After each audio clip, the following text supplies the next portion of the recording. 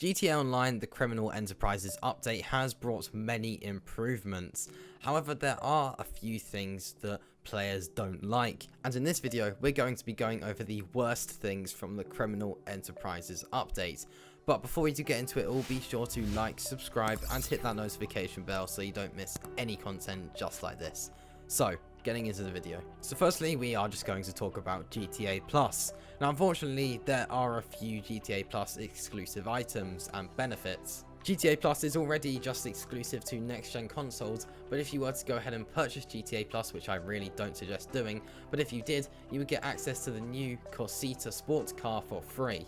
You'd also get access to the new gold earphones for free, on top of a 50% bonus on the new contact missions and free organization abilities, which is quite a lot. The free organization abilities does sort of encourage a bit of griefing, which is sort of annoying to see. This means that GTA Plus owners will get a benefit and a slight advantage if they were in combat in free mode.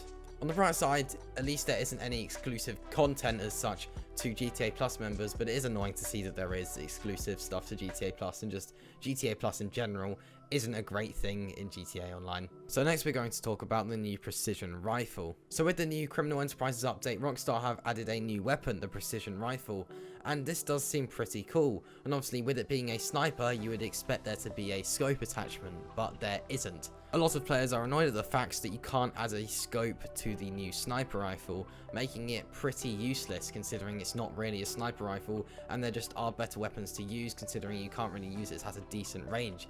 You just have to use the standard sights, and at that point you might as well just use a better gun, something like the Unholy Hellbringer or something like that, because you're not going to be able to use it at a far range since there is no scope, and there is literally no way to put a scope on the weapon, so it is quite disappointing to see that this isn't an option. Maybe in a future update we will get this, considering Rockstar do seem to be adding a lot of improvements now. But yeah, it's annoying to see that this isn't the case. And there is also another downside to the precision rifle, and that is the damage. It takes 4 shots to kill someone with a bolt action sniper, but then it also takes the same to kill someone with a semi-auto sniper. So yeah, this isn't very balanced, as you can see. It should be much quicker on one end, and it's quite disappointing to see this. Hopefully at some point Rockstar will balance this out, but as of right now it is pretty unbalanced, which is annoying to see. So next we're going to talk about the casino heist. Now this is a big letdown and players are very disappointed about this. The casino heist has always been the standard money making method in GTA Online, and it looks like that is going to change. Rockstar did say this in one of their newswires. With this update, all heists will be aligned to have the same cooldown timer of 1 in-game day, 48 minutes, when playing as a group. We will also adjust specific aspects of the Perico heist finale to better balance a player's time spent in GTA Online. Solo playthroughs of the Perico heist finale will trigger a cooldown of 3 in-game days, and after stealing a high value primary target in the Perico heist finale, the higher value primary targets will appear less often for the next 72 hours, while the value of the secondary targets will increase. This is intended to encourage exploration and cooperation between players. So as you can see, the Perico grind does seem to have come to a halt. If you do complete the Perico heist by yourself, you have to wait 3 in-game days to be able to complete it again, or at least even just start doing the preps again. 1 in-game day is 48 minutes, so to wait 3 of these would be 144 minutes, and that's nearly 2.5 hours until you're able to complete another Perico heist, or like I said, just to be able to start another Perico heist. So the grind is definitely slowed. It might be the case that maybe doing a Perico heist, casino heist, and then doing that in a loop might be the best money making method. We'll just have to wait some time for bonuses to change and everything like that to be able to discover the main money making method in the game.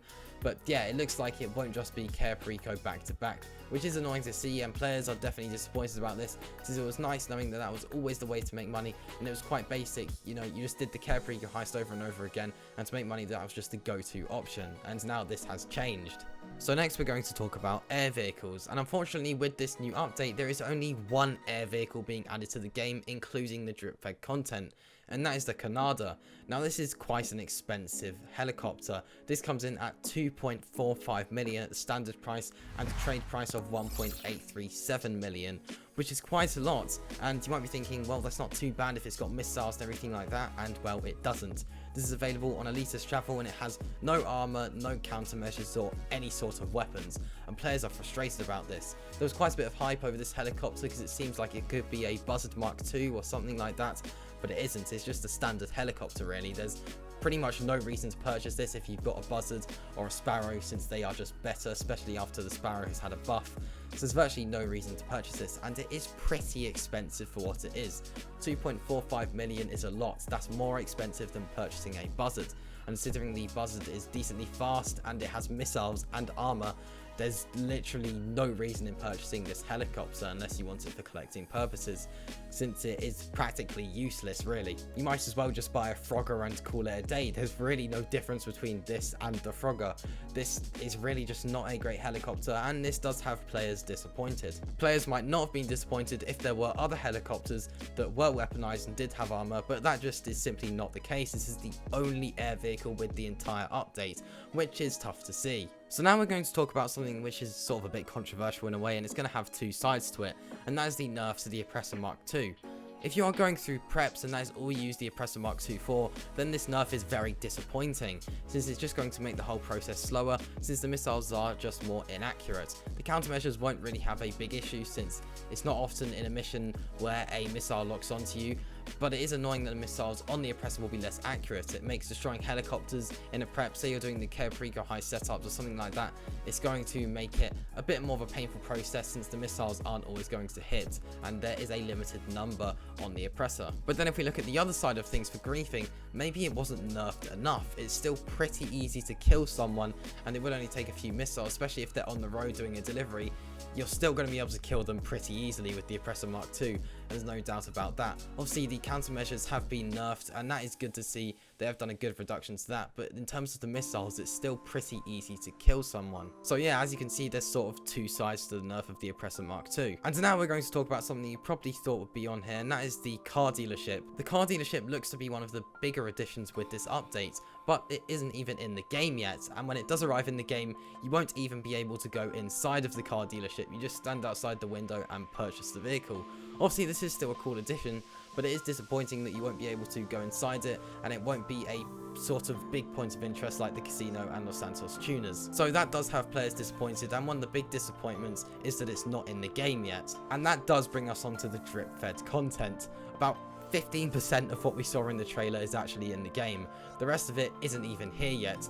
There is so much content that hasn't been added to the game, and obviously it's understandable for some content not to be there, and it is nice having stuff releasing every week, say a new car or something like that, but a lot of what is in this update isn't even out yet. For example, the Caprico races aren't out, the car dealership isn't out, and 10 of the new vehicles aren't out, and yeah, it's annoying to see, since on the day of the update it sort of ruins a lot of the hype that you can't even play through a lot of the stuff you were looking forward to. For example, I was really looking forward to checking out the car dealership, but it isn't even there on day one. Obviously this will all arrive eventually, and there is even more content that I didn't list that hasn't been added to the game yet. But yeah, it's annoying to see, and this is one of the biggest disappointments with the update. But that does just about wrap up things here. I'd love to hear your thoughts on the Criminal Enterprise update down in the comments. If you did enjoy this video, be sure to like, subscribe, and hit that notification bell so you don't miss any content just like this. I'll see you in the next one. Peace.